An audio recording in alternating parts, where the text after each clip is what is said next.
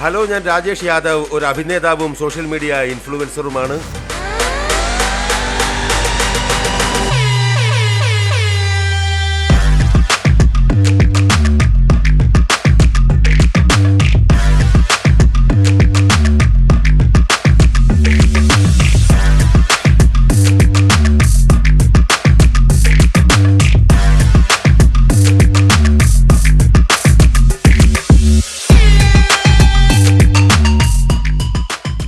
എപ്പോഴും ക്യാമറയ്ക്ക് മുന്നിലാണ് ജീവിതം.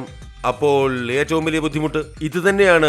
ഇപ്പോൾ ക്യാമറയ്ക്ക് മുന്നിലായിരിക്കണം, ഷൂട്ട് ഉണ്ടായിരിക്കും, ഒരുപാട് ഹെയർ പ്രോഡക്ട്സുകൾ ഉപയോഗിക്കേണ്ടി വരും. അപ്പോൾ അതുകൊണ്ട് എന്ത് സംഭവിക്കും, എൻ്റെ മുടി അത് കൊഴിയാൻ തുടങ്ങി. പിന്നെ എൻ്റെ ഹെയർ ലൈൻ അല്പം പിന്നിലേക്കായി. ഇപ്പോൾ എന്താണ്, ഇപ്പോൾ പുരുഷന്മാർക്ക് അതായത് കൂടുതൽ കാര്യങ്ങളൊന്നും നമ്മുടെ പക്കലില്ല സൗന്ദര്യം വർദ്ധിപ്പിക്കുന്നതിനായി. എനിക്ക് തോന്നുന്നു മുടി വളരെ ഇമ്പോർട്ടൻ്റ് ആണ് സൗന്ദര്യത്തിനായി.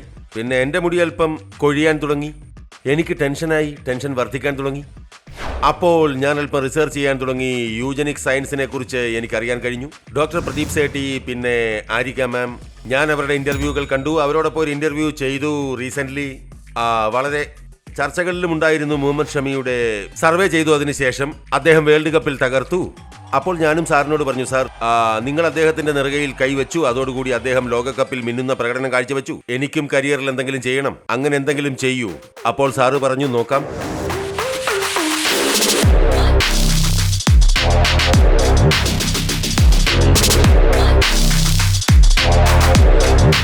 ആരിക മാം, ഞാൻ യൂജനിക്സ് തിരഞ്ഞെടുത്തു. നിങ്ങൾ കാണുന്നുണ്ടല്ലോ, ഇത് നന്നായി തോന്നുന്നുണ്ടോ? വളരെ നന്നായിരിക്കുന്നു. അവസാന ഫലവും വളരെ മെച്ചമുള്ളതായിരിക്കും. ഒറിജിനൽ മുടിയുള്ള ഭാഗവും ട്രാൻസ്പ്ലാന്റ് ചെയ്ത ഭാഗവും നന്നായി മെർജ് ചെയ്യുക, യോജിക്കുക എന്നുള്ളത് വളരെ പ്രധാനപ്പെട്ട ഒരു കാര്യമാണ്. ഇവിടെയും വശങ്ങളിലും നിങ്ങൾക്ക് ഒട്ടും തന്നെ സ്വെല്ലിംഗ് ഉണ്ടായിട്ടില്ല എന്നുള്ളത് വളരെ നല്ലൊരു കാര്യമാണ്. നെറ്റിയുടെ ഭാഗം ഇങ്ങനെ നന്നായി മസാജ് ചെയ്തുകൊണ്ടിരിക്കണം. സ്വെല്ലിംഗ് വരാതിരിക്കാൻ എപ്പോഴും നേരെ നിവർന്നിരിക്കണം. മുന്നോട്ട് കുനിയരുത്. 7 ദിവസത്തേക്ക് വളരെ ശ്രദ്ധിക്കണം. വെച്ചു പിടിപ്പിച്ച മുടി തൊടുകയോ ആ ഭാഗം തിരുമുകയോ ചെയ്യരുത്. ചെയ്താൽ അത് വിട്ടുപോരും. 7 ദിവസത്തേക്ക് വളരെ വളരെ ശ്രദ്ധിക്കുക.